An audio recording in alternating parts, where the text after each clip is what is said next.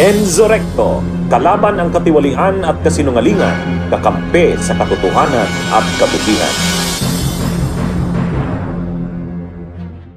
Kayo po ang tawag dito, ang kino-quote sa mga news reports na nagbalita about the extradition request ng Amerika for Pastor Quiboloy.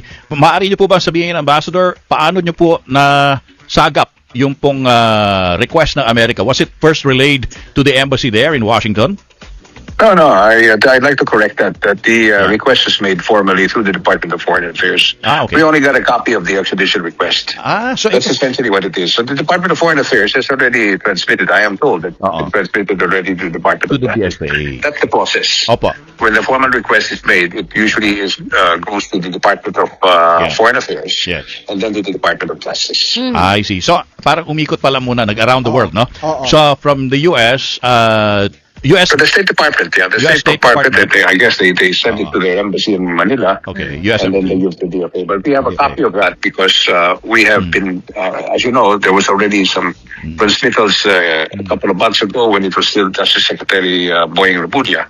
They were asking for comments at that time. Now the formal request has already been given to us. Are you at the DFA? Are you at liberty, Mr. Ambassador, to read the contents of the formal letter? Well, I don't really, first of all, I don't have a copy with me right now, but secondly, I think that that's something that would have to be done by our Department of Justice, because they're the ones that really receive it. We're just really like the messengers. We transmit this, request is made, we transmit it. This is one of several that have been done. Of course, this is the most celebrated one, and people are waiting for it. That's the reason why I guess it's become big news there in Manila. Surely. There's some question about the I guess the timing, Mr. Ambassador, because how do you say it? The mere fact that Pastor Quiboloy was already publicly addressed by the FBI as a most wanted person, do you have any particular idea why it took so long for the extradition request to be made? Well, from what time, there's a lot of. First of all, there's been a change. As you know, President Trump just became president. President only last year, no? Yeah. And so it's important to note that these cases have been pending in the U.S. courts for some time, even maybe a year ago or before President Trump. But of course, the process starts to move once the administration comes in. This is, of course, what we're being told. No? Yeah. But the request for formal request really needs to be coordinated with a friendly country like the Philippines. So in other words, the United States would not just come in and say we want this person. There is always a formal communication exchanges before a formal request is made, and that's why it took some time. Mr. Ambassador, kailangan po ba that there must be a formal request for extradition first before the courts handling Pastor Quiboloy's cases give their, permission? Their consent. Or their consent for the extradition? Yes, I think our courts have to, normally local cases takes precedent over any extradition request. And so the courts will have to be the ones, technically, will have to decide whether the cases that we have in the Philippines is going to be, we would rather have the United States that take the court, take this person extradited, and then they will try him there. If that is, from what I'm told, it's really a little bit of a complicated situation in the sense that there are people have filed cases against the pastor, and so those cases have to be decided on, or these people who have filed these cases will allow their cases to take secondary, or rather than, and that the extradition will take place, and that he will be tried in the United States, and then perhaps they can go after him in the United States.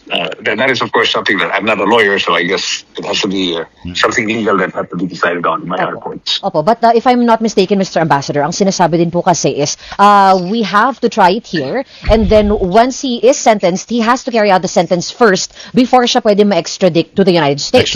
Extradite to the United States. Hindi po ba ganun yung magiging process nun? Well, I would think that that's probably what it is. So, but like I said, an extradition is really a treaty of some sort, and that's why there is supposed to be a mutual respect for each of our laws. And normally, we cooperate on cases like this because there's been a request also. We have also requested the United States for some people who committed crimes in the Philippines. We're still working on that right now. So there are pending cases right now that we're asking for. Even American citizens who committed crimes in our country, it's pending right now our request.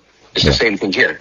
Sometimes the courts in the United States, if the person is also being charged there, will allow the courts in the Philippines to take precedent over their cases. Yeah. So, but the problem with this case is that he has been already, from what I'm told, there are several cases. I think the immigration, something to do with illegal immigration, something that he was involved in illegal immigration, and he was already indicted and or convicted on those charges. That's the problem. He's already now a wanted criminal as far as the U.S. courts are concerned. That's right.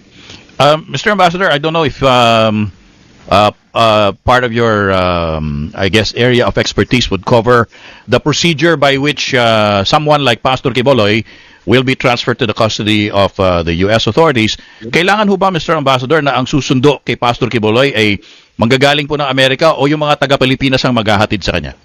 No, normally the U.S. Marshals are the ones that are dispatched to come to the Philippines. And pick him up. If he is a criminal that has potential of escaping, usually they send their own aircraft together with the U.S. Marshals. So this is a very serious case because it's an international crime. Yes. You know, sex trafficking and human trafficking is one of the most sought after. Those that are being accused of that is the most sought after. They're in the top list of many countries all over the world, and the United States is definitely one country that is. Been really going after human trafficking and sex trafficking cases. Racketeering also. One of the, I guess, priority criminal cases in the U.S., no? Racketeering. Yes, absolutely, yes. Because there's been, these are things that really, you know, in the legal parlance, they're the worst of all crimes as far as people are concerned. And that's why this is something very serious that the Philippines should also be very cooperative of, because we too, we have many victims in our country that are victims of sex trafficking and human trafficking. We really have to be able to work with the international community on how to resolve this request for extradition. Mr. Ambassador, bukod po kay Pastor Quiboloy, meron ho bang mga co-conspirators or co-accused ni Pastor Quiboloy who will also be extradited, o si Pastor lang po talaga? I'm told that there are co-conspirators that are also being requested. I'm not quite sure exactly how many they are. But there are co-conspirators or co-indicted people who are in the United States already being tried right now. That's what I'm told. They are in the United States, Yes. Mr. Ambassador. But would you happen to know, and I nakalimutan ko rin kasi, partner, if there are some co-indicted persons din na still here in the Philippines that would need to be extradited also? Baka yun ang kailangan pa ho siguro, Mr. Ambassador, Well, I'm sure that if these cases are connected to the crimes supposedly committed, then obviously there will be a request for extradition for those people too. You know, the problem really here, Tony, and because that this, like I said, this is a case that is very much on the top tier of lists of the U.S. Justice Department. Yeah, and that's the reason why this has become something that is. Would you say that we really have to take it very seriously, because kung hindi natin i-resolve ito in a way that is satisfactorily international, masisira tayo eh. Kaya it's important that we really, our courts here and our Justice Department obviously have to really look at this and how serious it is, on how important it is, and weigh what is good for our interest. But the more important one, like I said, is that we have to cooperate with the international community, because this is a crime of the highest order in terms of priority of many countries, sex trafficking and human trafficking. Because from the purview of the Philippine Justice Department, their priority is actually first to put Pastor Quiboloy on trial, to give him his day in court, and then to either have, reach a conviction on the charges against him before he can be extradited to the U.S. But from what I'm sensing from your comments, Mr. Ambassador, is that the DOJ can waive their rights over Quiboloy and then have him immediately sent to the U.S. because of the nature of his offenses in the U.S. Well, the nature of the international crime that is committed. Is what I'm saying. In other words, what I'm saying is that because we are part of the international community, we observe the rule of law internationally. We expect countries to to abide by our laws, like we abide by other countries' laws, normal international norms. So this is why it's important. But we have to be clear, it's not going to be the Department of Justice. It is those that filed cases against the pastor that will have to agree, basically. Because the courts will finally be the one that will decide whether these cases can be put aside and in favor of extraditing Mr. Quiboloy.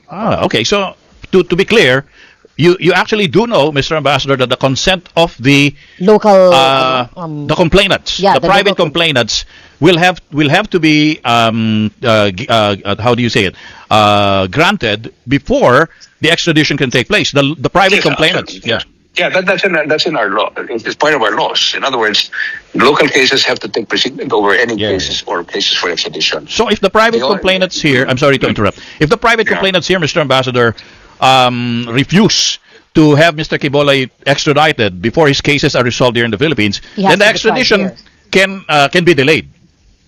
Oh yeah, I assume that that's the case because, like I said, Yeah. our courts have preceded over take preceded over any extradition request. The only problem, like I said, is that this is such an international crime that we have to weigh the repercussions of whether we, depending on what kind of crimes he has committed in the United States. And I assume it is human trafficking and sex trafficking. Now, the cases I think that's been filed here are the victims of his supposedly or allegedly or part of that sex trafficking that he committed, no? Yeah. So we don't know. But the bottom line, as I said, is that this is such an international case that we have to weigh it on that basis. It's not a normal case. Like for instance, if one who has committed murder in a country, it's very clear, the victim is, let's say, from the Philippines, and he committed the crime here, and he committed a crime in the United States, similar. Obviously, we would like to resolve that case here because murder is something that happens in the country where it was, where the victim was, or those that filed the case. It took place in the country. Pero iba ito eh. This is international crime, is what I'm saying. What I'm going to be asking might be a reach, Mr. Ambassador, when I ask you of this. If he ever might be extradited to the United States, tried and heard there, and finally sentenced, is it possible for the complainants here in the Philippines to ask of his sentence to be served dito na lang sa Pilipinas so they can say that their justice might also be served in the same way?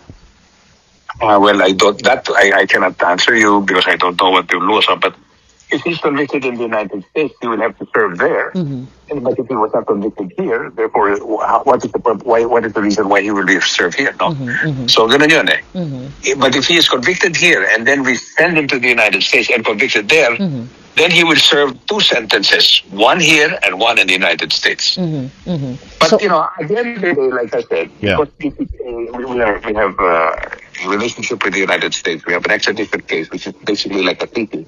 Then we have to, our Department of Justice and the Department of Justice in the United States have to agree on a common way of how to handle this particular case. I see. What is best so that it will resolve the issues of victims that were committed here and the victims that also were in the United States. No? That's basically what it is. Bunyog, bunyog, halikan na kasama ka. Bunyog, kapag buklod ay may pag-asa. Luzon, Visayas, Mindanao, isa ang pananaw.